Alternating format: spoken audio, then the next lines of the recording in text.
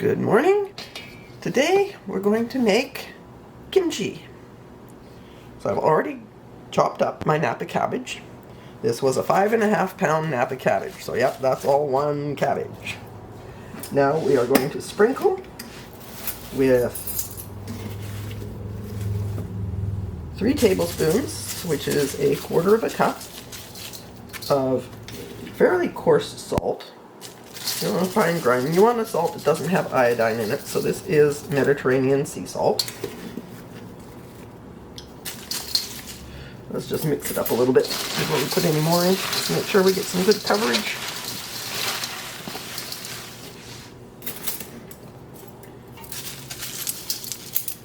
Okay. So now, I want to massage that salt in there. Make sure everything gets a good coating of salt.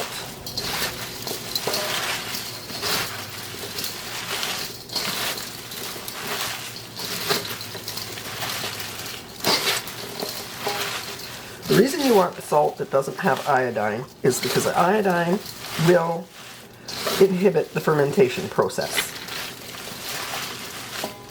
And when you're chopping your cabbage, be sure to remove the core at the base.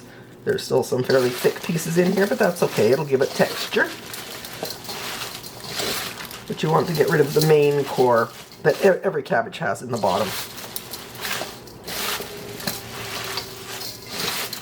And you can save that for other things. You can grate it up, put it in salad. It's great. A lot thicker than the rest of the leaves.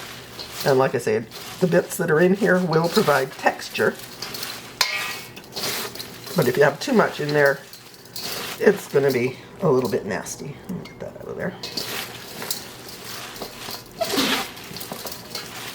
Okay, and I can feel the moisture already coming out of the cabbage. So now what we're going to do is cover the cabbage with water. And you want well water or something like that, distilled water or filtered water. Again, you don't want the chlorine in it because that also will inhibit the fermentation process. So I have filtered water. And I'm just going to pour that in. And we want just enough water to cover our cabbage. Some more.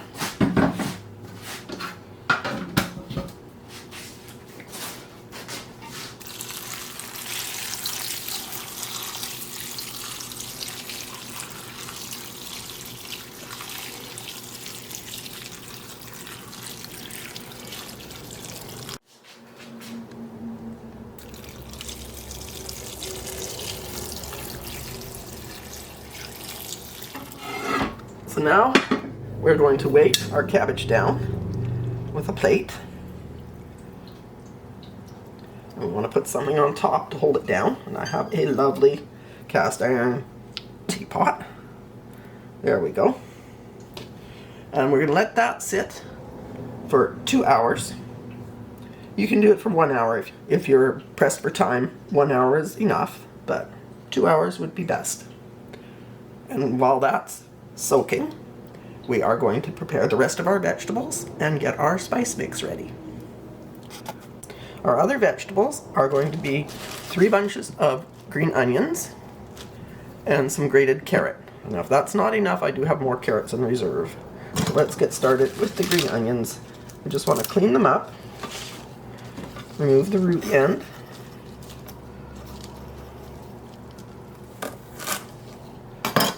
and the easiest way is just pull that leaf off. And then take a look, I did miss the root end of that one, so there it's gone. Okay, now the green onions we're cutting into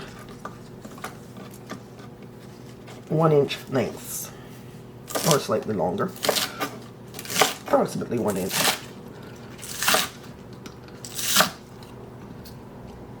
And if the ends are horrible looking, feel free to cut those off.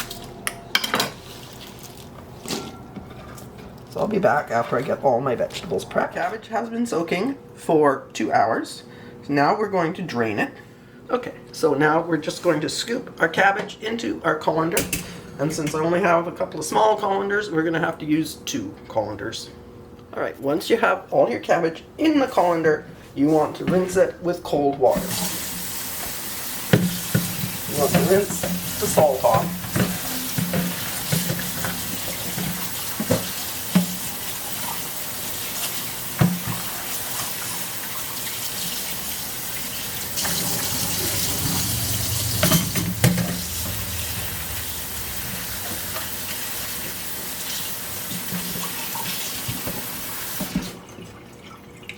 And then we're going to let it drain for 20 minutes to half an hour. So while we wait for our cabbage to drain, and it's going to take about 25 minutes, we're going to make our spice paste. So just rinse out your bowl that you used for the cabbage and give it a dry. Now we're going to start mixing. Now I could not find the actual chili powder that is typically used in kimchi. So I bought an Asian chili powder and added paprika to it, smoked paprika, to give it hopefully a similar flavor. And I'm only using a couple of tablespoons because I don't want it really hot. You can add up to 5, and for the size of the head of cabbage I used up to 10 tablespoons. Although I'd never go anywhere near that much.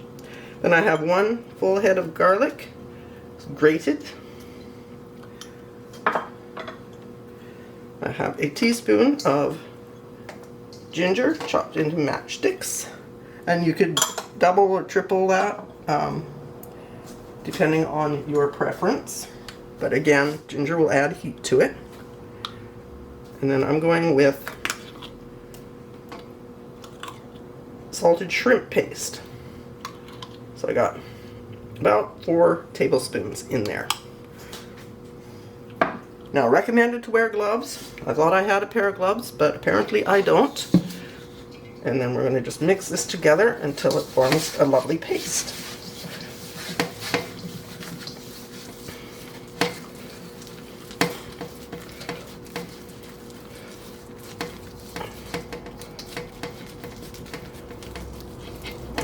Go. Now a lot of recipes, it's just the dry chili powder you use, and that's fine. But I wanted to add the shrimp paste to give it a bit of a seafood. And for the amount of kimchi I'm making, you will also want 2 teaspoons of granulated sugar added in. Let's give that a stir in there. Just use a spatula.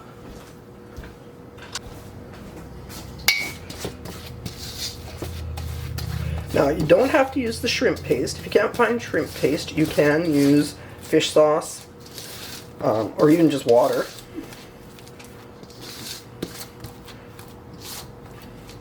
There we go.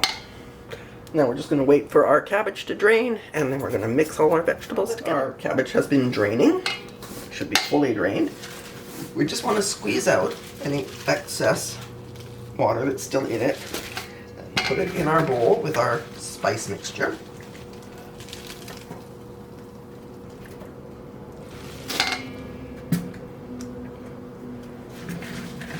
Now we're going to add the rest of our prepared vegetables. I have 3 bunches of green onions cut into approximately 1-inch lengths, and I have 2 carrots, grated, good sized carrots. Got them all in there. And this is where you're going to want the gloves, because we got to make sure everything's coated in our spice mixture. Unfortunately, I thought I had gloves, turns out I don't. So I'm going to get it started with the spatula and then move to my hands.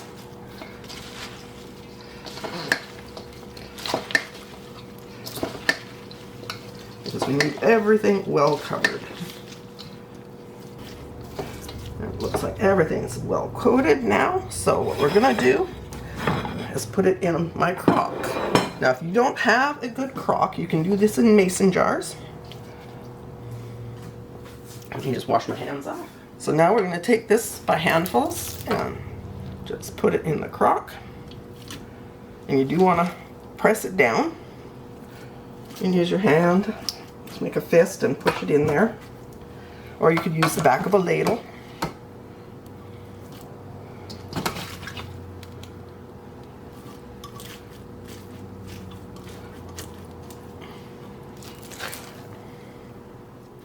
It's okay. Now we need something to weigh it down with. And I have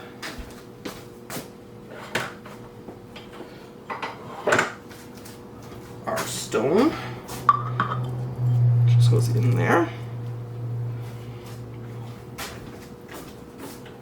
And then we have our lid.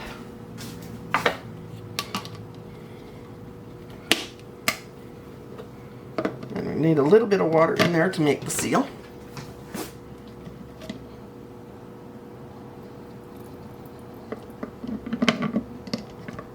There we go.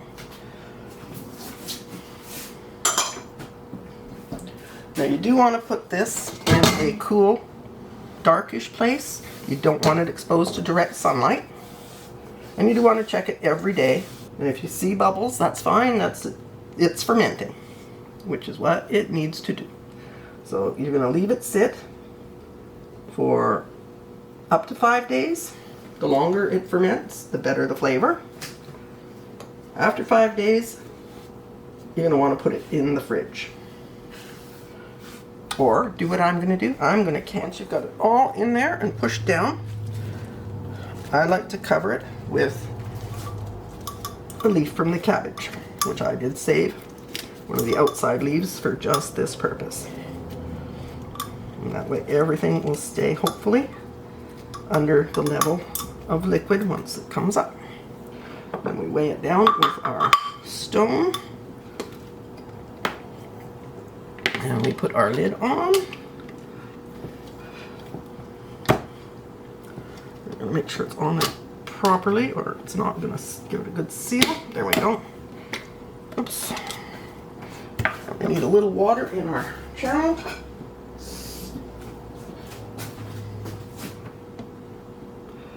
Now this I'm not going to have to put on a dish because it's really got a lot of space in there. Do check it every day to make sure it's your vegetables are below the level of liquid. And I know now we don't have any liquid, but it won't take long. So put it in a dark, cool place. Avoid direct sunlight, and it will be wonderful. Okay, our kimchi has had 18 hours to start itself off. And you can see, whereas we didn't add any liquid to it at all when we put it in the crock, it is covered. The liquid level is up above the vegetables.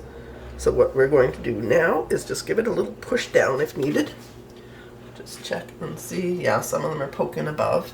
So let me get a spoon and we will give it a little push down. Okay, so we're just going to pop the top off here. And I have a nice big ladle. And we're not ladling anything, we're just pushing down to make sure our vegetables are under the level of the liquid.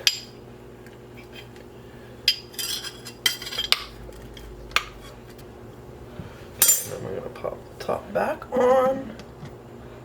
There we go. Now you do want to make sure your hands, your ladle, everything and anything that touches inside your crock is clean, because it is fermenting and we don't want to introduce any bacteria or other sorts of sources of decay. So we'll leave this go another 24 hours and we'll check it again. Alright, this is day 2 of our kimchi. It's actually been sitting here on the counter for actually just over a day and a half, because we did set it up around 2 o'clock in the afternoon and then we checked it yesterday about the same time as today. So I'm hoping you can see in there it is bubbling, which means it is fermenting, and there is condensation on the inside of the jar. And now we're just gonna push it all back down again. And you can see the bubbles coming up when we get that side. Hopefully you can see the bubbles. There they go. Look at all those. So when I checked it last night, I didn't open it up or anything. I just took a look at it to see if it was bubbling. And man, it was bubbling like mad. It was bubbling just wonderfully. So let's make sure everything is below the liquid. I hope you can see that, because as I said, there is condensation on the inside of the jar. Let's get that up, push down. There we go. Okay, and then we're going to put the lid back on, and it'll go for another 24 hours, and then we'll check again. So by the time it's done, it will have compressed down quite a bit more, because that's just the fermentation process with everything softening up and the liquid coming out of it. Let's say good night to it, or good day, and we'll check again tomorrow. Okay, we're at day 3, and we're going to check it. And since it should be put in a cool place and we're in the middle of a heat wave, we are going to taste it today, because it may have fermented faster than intended. So let's get the lid off. Get our clean spoon. Oh yeah, tons and tons and tons of bubbles again today. So it is fermenting happily.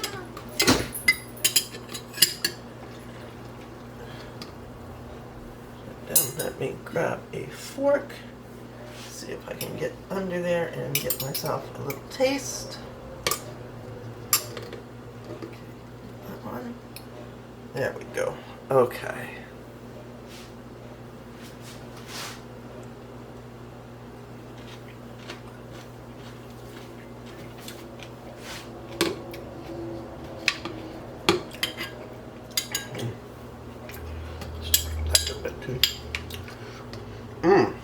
That is doing wonderful. We'll leave it for a bit longer. I don't think another day or two is going to hurt it. And the shrimp paste gives it a little bit of a seafood taste. And you know I don't like super hot. In fact, I don't like very hot at all. So I did adjust the spice level down so that I could eat it. And it is right there for me. It is very good.